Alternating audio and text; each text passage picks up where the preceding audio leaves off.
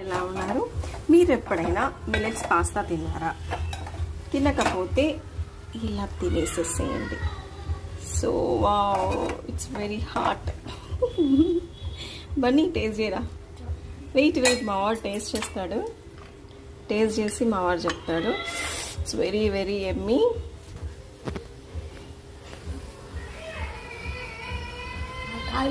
స్లోగా తిను. సో ఇదేంటంటే నేను మిల్లెట్స్తో చేసిన పాస్తా అన్నమాట.